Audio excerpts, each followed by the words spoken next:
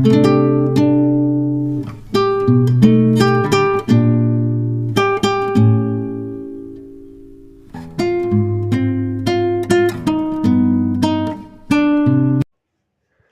Everyone, I am सुगम। Welcome back. तो कैसे हो आप सब? आई होप आप सब अच्छे होंगे।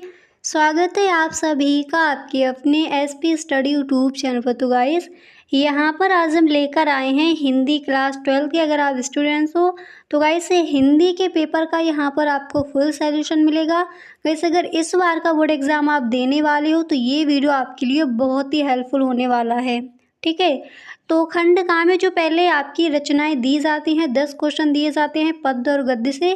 पहले हम उनको देखते हैं। तो फर्स्ट क्वेश्चन है कि ध्रुव स्वामिनी नाटक के लेखक हैं।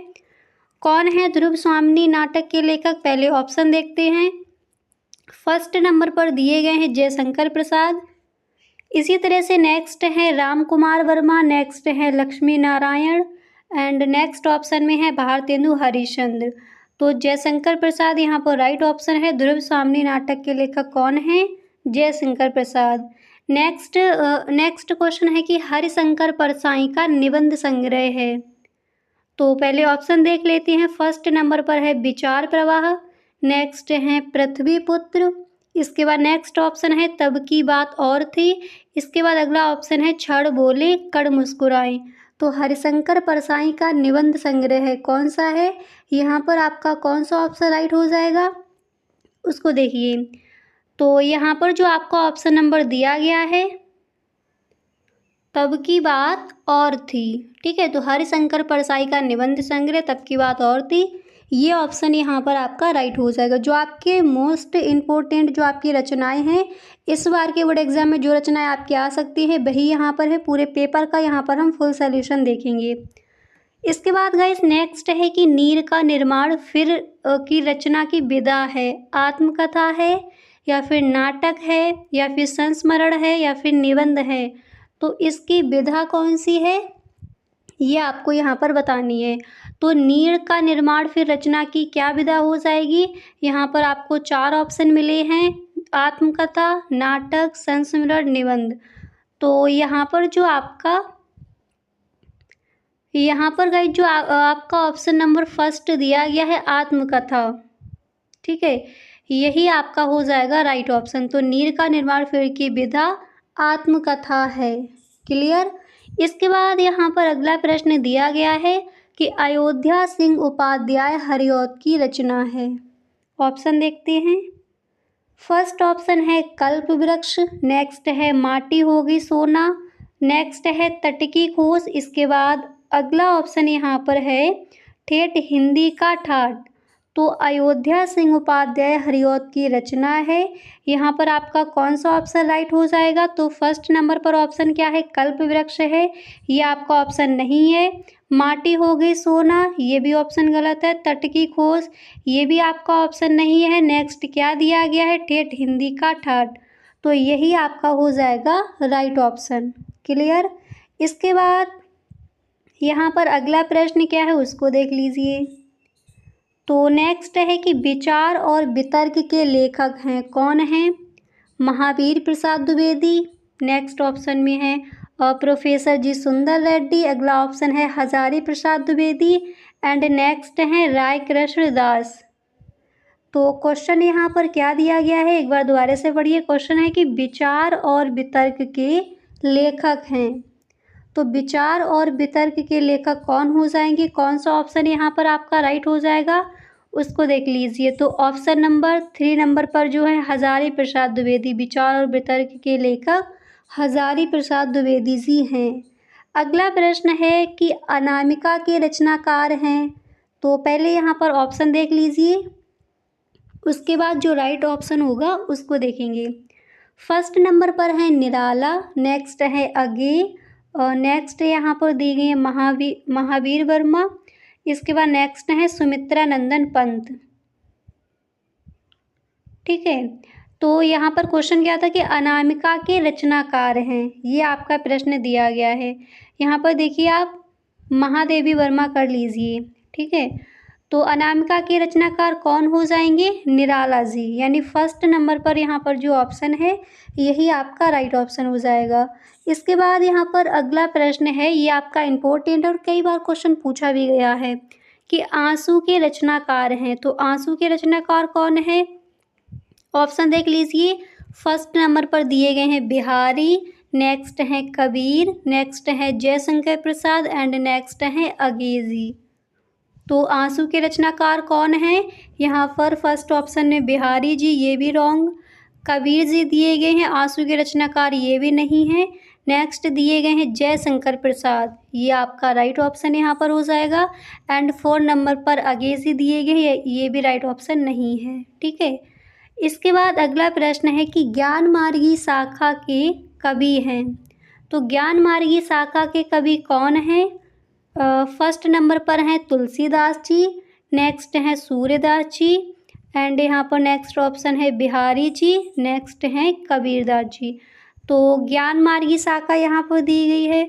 तो ज्ञान मार्गी शाखा के जो कवि हैं वो कौन हो जाएंगे?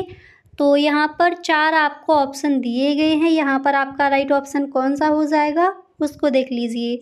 तो राइट ऑप्शन कबीरदास जी, कबीरदास जी ज्ञान मार्गी शाखा के कवि हैं। ठीक है।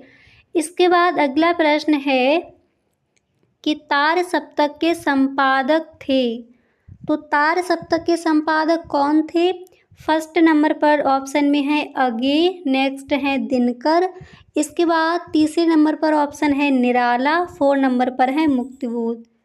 तो यहाँ पर क्वेश्चन क्या दिया गया है? क्वेश्चन है कि तार सप्तक के संपादक थे। तो तार सप्तक के संपादक कौन थे? यहाँ पर आपका राइट ऑप्शन हो जाएगा अगेजी, फर्स्ट नंबर पर। ठीक है। इसके बाद यहाँ पर आपका अगला प्रश्न दिया गया है कि कला और बूढ़ा चांद के रचनाकार हैं। तो पहले यहाँ पर ऑप्शन देख लीजिए, कला और बूढ़ा चांद के रचनाकार कौन हैं? फर्स्ट नंबर पर दिए गए हैं सुमित्रा नंदन पंत, नेक्स्ट हैं गिरिजा कुमार माथुर, इसके बाद नेक्स्ट हैं हरिवंश राय बच्चन, इसके बाद नेक्स्ट ऑप्शन में यहाँ पर दिए गए हैं जयशंकर प्रसाद। ठीक है। तो एक बार क्वेश्चन देखिए कि कला और बूढ़ा चांद के रचनाकार कौन हैं। तो यहाँ पर जो आपका ऑप्शन नंबर फर्स्ट है सुमित्रा नंदन पंत, यही आपका राइट ऑप्शन है। ठीक है। तो 10 क्वेश्चन आपने देख लिए।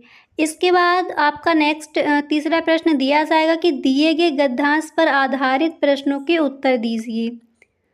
तो यहाँ पर देखिए ऐसे कौन एक आपको गद्यांश दे दिया जाएगा, उसकी फिर आपको व्याख्या करनी है, उससे रिलेटेड कुछ क्वेश्चन दिए जाएंगे, उनके आपको आंसर देने हैं। तो देखिए किस चैप्टर से आपका इस बार गद्यांश लिया जा सकता है। फर्स्ट चैप्टर जो आपका है राष्ट्र का स्वरूप, ये आपको एकदम ढंग से पढ़ना है, जिसके लेखक कौन है? डॉक्टर वासुदेव शरण अग्रवाल। एंड नेक्स्ट आप देख लेंगे अशोक के फूल, इसके लेखक कौन है? हजारी प्रसाद द्विवेदी। इन 2 चैप्टर्स को आपको ध्यान से पढ़ना है, इन 2 चैप्टर से आपका जो गद्यांश है वो लिया जा सकता है। अगला प्रश्न है कि दिए गए पद्यांश पर आधारित निम्नलिखित प्रश्नों के उत्तर दीजिए। ठीक है। तो पद्य में कौन कौन से आपके चैप्टर हैं जो इम्पोर्टेंट हैं, जिनसे आपका पद्यांश लिया जा सकता है? तो फर्स्ट पवन दूतिका, जिसके रचनाकार या फिर जिसके कवि कौन है? अयोध्या सिंह उपाध्याय हरिऔध। तो पवन दूतिका जो आपका है उसमें जो पद्यांश आपके दिए गए हैं उनको आपको ध्यान से पढ़ना है। नेक्स्ट नौका विहार, जिसके रचनाकार कौन है? सुमित्रा नंदन पंत। इन 2 से आपका जो पद्यांश दिया जाता है वो आ जाएगा। ठीक है। इन 2 को आपको ध्यान से पढ़ना है। 2 आपको दिए जाएंगे तो एक ही चूज़ करके वहाँ पर लिखना है, जिसकी व्याख्या आपको सही ढंग से पता हो। अगला प्रश्न आएगा कि निम्नलिखित में से किसी एक लेखक का साहित्यिक परिचय देते हुए उनकी कृतियों पर प्रकाश डालिए। तो देखिए कौन कौन से गद्य में कौन कौन से ऐसे लेखक हैं जिनके आपको जीवन परिचय या फिर साहित्यिक परिचय याद करने हैं। वासुदेव शरण अग्रवाल, हरिशंकर परसाई, इसके बाद नेक्स्ट हैं कन्हैया लाल मिश्र प्रभाकर। तो यहाँ पर हम वासुदेव शरण अग्रवाल जी का जो साहित्यिक परिचय है किस तरह से लिखेंगे उसको देखते हैं। देखिए अगर आपका साहित्यिक परिचय आता है तो पहले आप लिखोगे ऊपर वासुदेव शरण अग्रवाल, उसके बाद नीचे आपको लिखना है कि साहित्यिक परिचय, ठीक है। जीवन परिचय आपको हेडिंग नहीं डालनी है अगर आपका साहित्यिक परिचय पूछा गया है क्वेश्चन में। उसके बाद आपको छोटा सा एक ब्रैकेट बनाना है, उसमें आपको इस तरह से लिख देना है कि नाम वासुदेव शरण अग्रवाल, जन्म 1904 ईस्वी में, जन्म स्थान मेरठ जनपद के खेड़ा ग्राम में, इसके बाद मृत्यु सन 1967 ईस्वी में। तो ये पहले आपको थोड़ी सी जानकारी दे देनी है। उसके बाद साहित्यिक परिचय जो आपने हेडिंग डाली है वहाँ से आपको स्टार्ट कर देना है, लिखना है कि डॉक्टर अग्रवाल लखनऊ और मथुरा के पुरातत्व संग्रहालयों में निरीक्षक के अध्यक्ष रहे। कुछ काल तक वे काशी हिंदू विश्वविद्यालय में इंडोलॉजी विभाग के अध्यक्ष भी रहे। इसके बाद ब्लैक पेन से आप डालोगे कृतियाँ, फिर इसमें आप लिखोगे कि डॉक्टर अग्रवाल ने निबंध रचना, शोध, संपादन के क्षेत्र में महत्वपूर्ण कार्य किया है। उनकी प्रमुख रचनाएं इस प्रकार हैं, ठीक है। तो यहाँ पर जो कृतियाँ लिखा है ये आपको ब्लैक पेन से लिखना है। फिर आप लिखोगे कि डॉक्टर अग्रवाल ने निबंध रचना, शोध, संपादन के क्षेत्र में महत्वपूर्ण कार्य किया है। उनकी प्रमुख रचनाएं इस प्रकार हैं। फिर इसके बाद इनकी रचनाएं कौन कौन सी, यानी निबंध संग्रह में इन्होंने क्या लिखा है, शोध में इन्होंने क्या लिखा है, वो आपको बताना है। तो साहित्यिक परिचय आपको ध्यान रखना है, अगर आपका साहित्यिक परिचय पूछा गया है तो आपको गाइस वहाँ पर जीवन परिचय कहीं पर हेडिंग नहीं डालनी। पहले छोटा सा आप ब्रैकेट बनाएंगे, उसमें नाम क्या है, जन्म कहाँ हुआ, जन्म स्थान क्या है, मृत्यु कब हुई, ये आपको लिख देना है। उसके बाद जो इनका साहित्यिक परिचय आपने याद किया है, यानी साहित्य में इन्होंने क्या क्या किया है, फिर वो आपको बताना है। तो इस तरह से आप साहित्यिक परिचय, अभी और भी आपको लिखना है, आगे देखते हैं, पहले यहाँ पर समझ लीजिए। पहले आप इस तरह से लिखोगे और जो हेडिंग आपको डाली ऐसी कृतियाँ, भाषा शैली, ये आप ब्लैक पेन से ही डालेंगे। अब जैसे आपको कृतियाँ बतानी है तो निबंध संग्रह, निबंध इन्होंने कौन कौन से लिखे हैं, तो निबंध संग्रह आपको ये ब्लैक पेन से लिखना है, ठीक है। निबंध संग्रह, इसके बाद डैश लगाकर आप लिखोगे फर्स्ट है पृथ्वी पुत्र, कला और बूढ़ा चांद, तीसरा कल्प वृक्ष, और भी लिखे हैं यहाँ पर आपको ये 3 दे दिए गए, ठीक है। इसके बाद आप ब्लैक पेन से लिखोगे शोध, तो इसमें आप इन्होंने क्या लिखा है, पाणिकालीन भारत। इसके बाद यहाँ पर नेक्स्ट हेडिंग ब्लैक पेन से आप लिखोगे संपादन, तो संपादन इन्होंने क्या क्या दिया है, जयसीकृत पद्मावत की संजीवनी व्याख्या। इसके बाद नेक्स्ट है बाणभट्ट के हर्षचरित का सांस्कृतिक अध्ययन, ठीक है। तो इस तरह से जो इनकी कृतियां हैं, इस तरह से दिया जाता है कि साहित्यिक परिचय देते हुए इनकी कृतियों पर प्रकाश डालिए। ज़रूरी नहीं है जो भी इन्होंने लिखा है सारा कुछ आपको लिखना है। इस तरह से अगर आप लिखते हो तो एग्जामिनर आपको फुल मार्क्स ही देकर जाएगा, पर आपको ध्यान रखना है ये निबंध संग्रह, शोध, संपादन, ये चीज़ें जब आप लिखोगे तो ये आप ब्लैक पेन से लिखोगे। उसके बाद जो आपको जो जैसे इन्होंने निबंध संग्रह क्या क्या लिखे ये आप ब्लू पेन से लिखोगे, ठीक है। एकदम इस तरह से रचा के आपको लिखना है ताकि एक भी नंबर आपका कटे ना। इसके बाद भाषा शैली हेडिंग डालोगे ब्लैक पेन से, और फिर इसमें आप लिखोगे कि अग्रवाल की भाषा शुद्ध और परिष्कृत खड़ी बोली है जिसमें व्यवहारिकता, सुबोधता और स्पष्टता सर्वत्र विद्यमान है। इसके बाद आपको ब्लैक पेन से हेडिंग डाली है हिंदी साहित्य में स्थान, तो हिंदी साहित्य में इनका स्थान क्या है, उसमें आप 1-2 लाइन लिखोगे कि पुरातत्व विशेषज्ञ वासुदेव शरण अग्रवाल हिंदी साहित्य में पांडित्यपूर्ण एवं सुललित निबंधकार के रूप में प्रसिद्ध हैं। अपनी विवेचन पद्धति की मौलिकता एवं विचारशीलता के कारण सदैव स्मरणीय रहेंगे, ठीक है। तो इस तरह से भाषा शैली हेडिंग डालने के बाद आपको एक लाइन लिख देनी है। उसके बाद हिंदी साहित्य में इनका क्या स्थान है वो आपको इस तरह से बताना है। तो आपको आई होप अच्छे से समझ आ गया होगा कि वासुदेव शरण अग्रवाल जी का अगर आपका साहित्यिक परिचय पूछा जाता है तो आप किस तरह से लिखोगे। क्लियर। अब गाइस यहाँ पर अगला क्वेश्चन ये होता है कि निम्नलिखित में से किसी एक लेखक का साहित्यिक परिचय देते हुए इनकी कृतियों पर प्रकाश डालें। यानी अभी हमने गद्य में देखे थे कौन कौन सी लेखक आ सकते हैं, अब यहाँ पर पद्य में दिए जाएंगे कि किसी एक कवि का, यहाँ पर लेखक की जगह आप कवि लिख लेंगे, ठीक है, किसी एक कवि का साहित्यिक परिचय देते हुए। तो पद्य में कौन कौन से ऐसे आपके कवि हैं जिनके आपको जीवन परिचय और साहित्यिक परिचय याद कर लेने हैं। फर्स्ट आप याद कर लेंगे जयशंकर प्रसाद जी का, इम्पोर्टेंट है इस बार। मैथिली शरण गुप्त जी का।